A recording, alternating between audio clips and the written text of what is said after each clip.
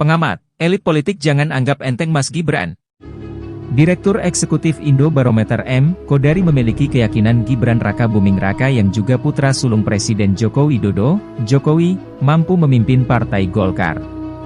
Hal itu dikatakan Kodari merespons keraguan pengamat dan elit politik atas kemampuan Gibran Raka Buming Raka dalam bursa kandidat calon ketua umum partai berlogo pohon beringin tersebut. Kodari mengingatkan kepada elit politik agar tidak mengulangi kesalahan yang sama di Pilpres 2024, salah satunya dengan meremehkan kemampuan Gibran. Saya kira elit politik jangan menganggap enteng Mas Gibran ya. Elit politik jangan mengulangi kesalahan menjelang Pilpres 2024 di mana banyak elit politik yang meragukan kemampuan Gibran, kata M. Kodari saat dihubungi wartawan, Minggu, 17 Maret 2024. Dalam berdebat misalnya, jadi saya kira harus belajar dari pengalaman itu agar jangan terlalu prasangka terhadap kemampuan Gibran, imbuhnya.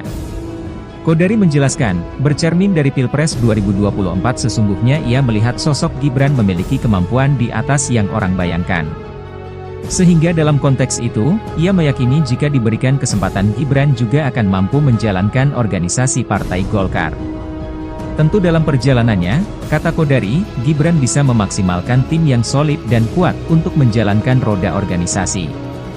Menurut saya Gibran tetap bisa dibantu oleh tim dalam mengelola Partai Golkar nanti, jadi saya melihat Gibran ini sangat bisa menjalankan Partai Golkar apalagi kalau dibantu oleh tim yang kuat bisa juga nanti dibantu dengan katakanlah misalnya ketua harian tapi itu semua sifatnya teknis, ujarnya. Yang intinya saya yakin bahwa Gibran akan punya kemampuan yang sebetulnya di atas apa yang sudah diduga begitu, lanjutnya.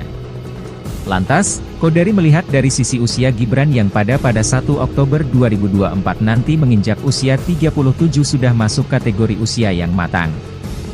Jika berkaca dari pengalaman pemimpin di luar negeri, pada usia tersebut sudah mampu mengemban jabatan sebagai Perdana Menteri ataupun pemimpin partai politik. Kalau di negara lain sudah menjadi Perdana Menteri, memimpin partai dan jangan lupa bahwa Gibran ini akan ditempa oleh situasi dan kondisi karena dia harus mengemban jabatan sebagai Wakil Presiden, ucapnya.